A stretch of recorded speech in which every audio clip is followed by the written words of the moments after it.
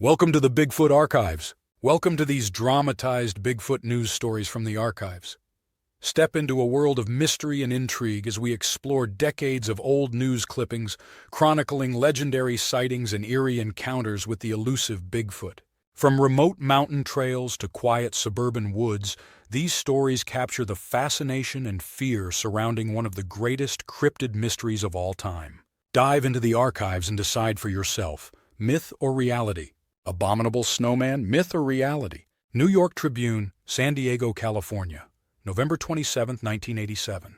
By Malcolm W. Brown, Anthony B. Wooldridge, a British physicist, has presented new evidence supporting the existence of the Himalayan Yeti. Wooldridge's claim centers on two sets of photographs taken on March 6, 1986, on an 11,000-foot-high trail near the India-Tibet border. One set shows massive footprints with widely splayed big toes. The other captures a distant human-like figure. Skeptics, however, remain unconvinced. Dr. Grover S. Krantz, an anthropologist, dismissed the photos, stating, "The head doesn't align with the spine like a primate." While Wooldridge advocates for protecting the Yeti, Krantz believes the only proof will come from capturing or killing one. Despite skepticism, Wooldridge stands firm. Seeing one changes your perspective. Tracking Bigfoot, Mystery in Fayette County Herald Standard, Uniontown, Pennsylvania, November 9, 1987. By Paul Sunyak in the 1970s, Bigfoot sightings were frequent in Pennsylvania, particularly in Fayette County. Dr. Paul G. Johnson, a chemistry professor at Duquesne University, has chronicled these sightings in a 95-page book. Johnson and co-author Joan L. Jeffers documented 160 statewide reports, noting that Fayette County ranked fourth in sightings. Typically described as a 7.5-foot-tall, hairy biped with glowing eyes, Bigfoot sightings peaked in the 1970s, but continue sporadically. Johnson theorizes that lack of reporting channels has suppressed newer sightings. Though some incidents may be pranks, others remain unexplained, like the 1973 report of Bigfoot near a UFO. Johnson says, "We like the mystery of it all," though he admits he can't definitively explain the creature's origins. Bigfoot Days, Willow Creek's Legendary Guardian. By Christopher Forsyth, Willow Creek, California. Despite wildfires displacing local wildlife, the elusive Bigfoot remains unseen. In Willow Creek, the Bigfoot capital of the world, belief in the giant ape man persists. The town honors its cryptid annually with the Bigfoot Days Festival, complete with parades and Bigfoot-themed events. Jay Rowland, a retired logger, insists he's seen tracks. "It makes the hair on your neck stand up," he says. Though skeptics dismiss Bigfoot, locals like Al Hodgson believe the legend endures because, as Hodgson puts it, it seems to keep hanging on. Even hoaxes haven't diminished the town's enthusiasm. Willow Creek's Bigfoot lore thrives as both a cultural icon and a tourist draw. Bigfoot Chronicles, Mapping Minnesota's Mysteries City Pages, Minneapolis, Minnesota, October 4, 2000. Mike Quast, a self-taught Bigfoot researcher, has spent decades mapping sightings across Minnesota. His wall map covered in pins tracks reports of encounters, footprints, and eerie sounds. Despite working from a small office and self-publishing his books, Quast is committed to proving Bigfoot's existence. Quast recalls his own sighting as a child, which solidified his belief. "It was upright, walking on two legs," he insists. While some sightings are hoaxes, Quast stresses the importance of scientific rigor to maintain credibility. "I saw one myself," Quast says, determined to give Bigfoot the legitimacy he believes it deserves. Zwola's Hairy Intruder. Bigfoot or Black Bear? Zwolle, Louisiana. Apazwola's police chief Marvin Frazier is investigating recent reports of a hairy, man-like creature. Believed by some to be Bigfoot, the creature has been blamed for killing hogs and stirring fear among residents. Frazier, however, suspects a black bear may be responsible and plans to resolve the mystery. "This is serious to me," says Frazier, acknowledging the fear spreading through the community. While other Louisiana sightings have been debunked as pranks, Zwolle residents are cautious, keeping children indoors and altering routines. Frazier hopes to bring clarity, ensuring safety whether the culprit is mythical or mundane. Bigfoot Fossil Sparks Debate KBOI-2 TV Boise, Idaho Vertical Bar Feb. 1/2010 by Brian Johnson, Bothell, Washington. A local Bigfoot enthusiast believes he has found proof of the legendary creature's existence. Cliff Crook, a veteran Sasquatch tracker, claims to have discovered a fossilized Bigfoot footprint dating back to the Jurassic era in a Texas riverbed. "I think it's proof," says Crook, pointing out the imprint's unique toe angles and lack of an arch. Sasquatch sightings have long fascinated the Pacific Northwest, even earning a dedicated exhibit at the Washington State History Museum. Still, skeptics like the museum's publicist, Kim Adams, remain unconvinced, stating, "I'm waiting for believers to show me their evidence." While Crook acknowledges that only a Sasquatch body would convince most skeptics, he hopes such a discovery never happens. Hairy creature. Sighted in Virginia Mountains, McDowell News, North Carolina, February 17, 2010, by Mike Conley, Grayson County, Virginia. Nestled in the scenic Blue Ridge Mountains, Grayson County is known for its natural beauty and music festivals. Recently, however, locals have been buzzing about a different kind of visitor, a 7-foot-tall, hairy creature spotted near the Blue Ridge Parkway. Sheriff Richard Vaughn reported a sighting on January 28, when a local family saw the creature disappear into pine trees after being illuminated by their car's headlights. Despite a search by wildlife officers, no evidence was found. The Blue Ridge has long been home to Bigfoot lore, with sightings stretching from Virginia to McDowell, Coonwauwai, North Carolina. Perhaps this elusive creature was merely passing through, enjoying the winter scenery. On the Trail of Bigfoot, the Northwest's elusive legend. Seattle Times, Vertical Bar. September, 1977, Enumclaw, Washington, by Janet Burkett, Seattle Times staff reporter. "The thing about Bigfoot is, he's so darn elusive. People devote their lives to searching for the hairy Northwest creature, and most come away with little more than a plaster footprint mold, a few stray hairs, or a great story to tell their grandkids. But we've been on his trail lately and found places where his presence, at least, looms large. Places from taverns to trails imprinted with his name, his memory, or, at the very least, his foot. There have been many Sasquatch sightings in the rugged forest land east of Enumclaw. Just the other day, a hunter told a White River Ranger district worker he heard Bigfoot's wail. I asked him how he knew it wasn't something else," recalls Diane Talker. "His eyes got real big and he said, 'You just know.' If you want to listen for Bigfoot's high-pitched cries, you can explore some trails around there yourself. Try the Noble Knob Trail, about 30 miles east of Enumclaw. It's accessible for hiking, mountain biking, and horseback riding, so you have plenty of options if you need a quick getaway. The route, part trail, part abandoned road, offers a beautiful view of Mount Rainier about a mile and a half in. You can hike for about 6 miles beyond that on a series of old roads, though the Rainier view is the highlight of the hike. Unless, of course, you happen to find sightings to the north. You might also find Sasquatch roaming the North Cascades near Darrington. Although there haven't been many sightings there recently, a 10-footer and an 11-footer were spotted in the 1970s. In 1969, 2 boys on a camping trip claimed they were chased by 3 of the creatures. Peter Selvig, a forestry technician at the Darrington Ranger District, is skeptical about some Bigfoot accounts he's heard. "But you've got to face it," he says. "There's a lot of land out here that man has never been to." A little-used trail he recommends near a 1989 sighting is the Squire Creek Trail.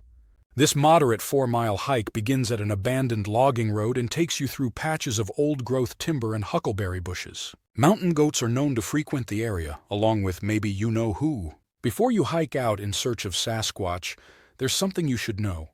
Bigfoot experts claim the creature can sense your vibes. If you fear him or intend to harm him, forget it, you'll never track him down. But if he senses your intentions are friendly, you might have a chance. And what better way to show him you're on his side than by visiting places that bear his name? To prepare for your search, get waterproof boots and freeze-dried meals at Bigfoot Outdoor, Limited in Olympia. The store also sells maps of Northwest Bigfoot sightings and books about the creature, should you want to embark on a more educated quest. Eyewitness in Idaho, 2 Sasquatch spotted on highway. By Don Cowan, Toronto Star Special, April 7, 1980. In the early evening of Monday, April 7, 1980, Chief Inspector Donald Hepworth of the Ontario Humane Society was driving southwest along U.S. Highway 95, a remote strip of blacktop that threads through west-central Idaho's Payette National Forest. Shortly after 7 p.m., as the sun's afterglow painted the mountains on the western horizon a deep magenta, Hepworth reached the top of a steep rise and caught a fleeting glimpse of the small town of Weiser, its lights like sparks in the distant valley below. It was a welcome sight for the inspector, who looked forward to a warm meal and a comfortable motel room after a long day of driving. Then suddenly, coming out of a sharp bend, Hepworth found himself bearing down on two dark human forms, leaving the shoulder to enter the highway. Slamming his brakes, Hepworth slowed to a crawl, illuminating the pair. These beings, though human in size and shape, were entirely covered in hair. At a distance of 8 to 10 yards, I could clearly see their bodies were covered in short black hair, as dark as a Labrador retriever's, Hepworth recalls. One was clutching something to its left upper torso, while the other, taller by an inch or two, stood at around 5'7" or 8. One of the creatures half turned toward him, revealing a flash of a white eyeball and the bulge of male genitalia. Their hands were thick and elongated, and their heads were low-set on broad shoulders with flat, sloped skulls, Hepworth said.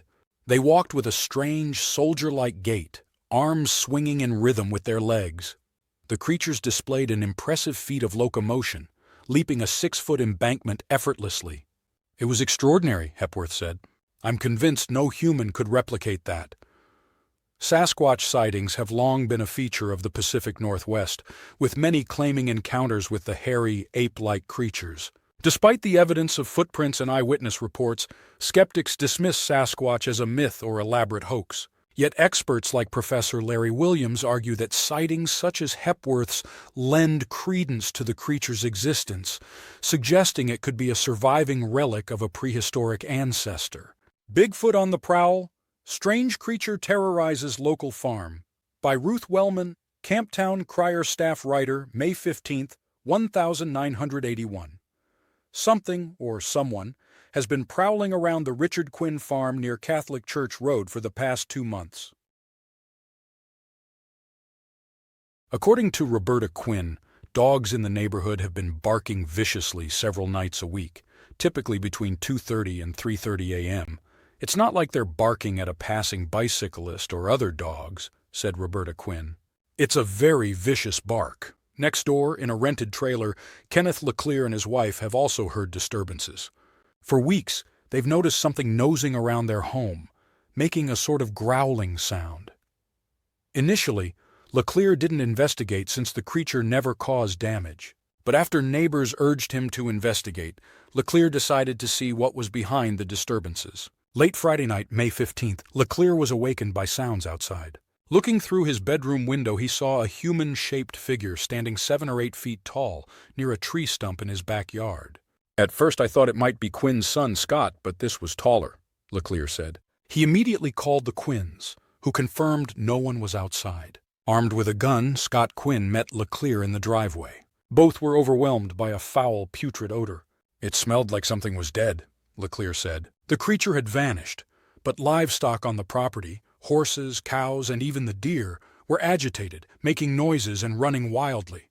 LeClaire called the Ingham County Sheriff's Department. Deputies who arrived found an 11 to 12-inch footprint humanoid, but with only 3 toes. This is the worst shock I've had in my life, LeClaire admitted. I wouldn't want to kill it, but I'd like to see it face to face if it were chained. Sheriff Captain Richard Abbott acknowledged the strange occurrences but remained skeptical, noting it could be a prank. We've dealt with kids pulling stunts before, Abbott said while downplaying fears of a bear sighting. I doubt it's a bear, but whatever it is, people shouldn't panic. Bigfoot Feud, The Tale of Hoaxes, Legends, and Rivalry. By William Overend, Times staff writer, October 12, 1985, Toledo, Washington. Nestled near the base of Mount St. Helens, Toledo is a small lumber town with rugged charm.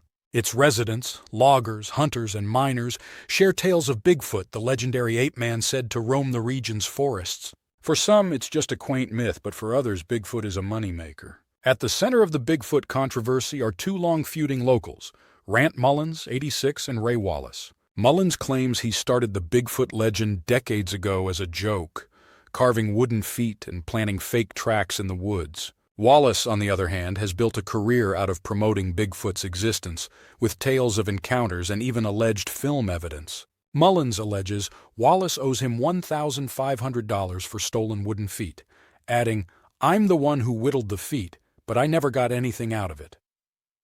Mullins' attempts to reveal the hoax garnered some attention, but to his dismay, most people didn't seem to care whether Bigfoot was real or not. Meanwhile, Wallace doubles down on his Bigfoot stories.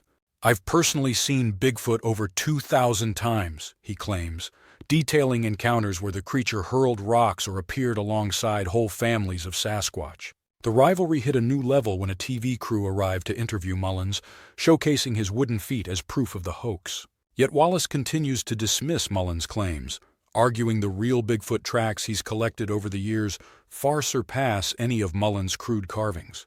In the local tavern, Wallace is seen as a folk hero, entertaining patrons with tales of Bigfoot's incredible strength and intelligence. But despite Wallace's stories and his hope of selling Bigfoot footage for millions, his feud with Mullins lingers. Both men are determined to have the final word on Bigfoot, a legend that refuses to fade. The return of Tahoe. Tessie, new monster sightings in Lake Tahoe. The Herald, May 23, 1984. Tahoe City, July 5, 1984. For the second time within the same week, the legendary Lake Tahoe monster has been spotted, this time off Kings Beach. Roxane Brodnick, 28, a resident near the Kings Beach boat ramp, witnessed the creature on June 21 or 22 while rowing in her 12-foot boat. Unsure of the exact date due to rowing both days, Brodnick described the sighting. "I rowed my boat out like I usually do, and I saw this thing moving," Brodnick said. "At first I thought it was a rock. It was very dark and black." Initially dismissing it as imagination, Brodnick reconsidered after reading an account from the Tahoe World about two Tahoe City women who claimed to see the monster just days earlier. "It blew me away when I read the story today," she said last Friday. "I'm sure what I saw was the same thing."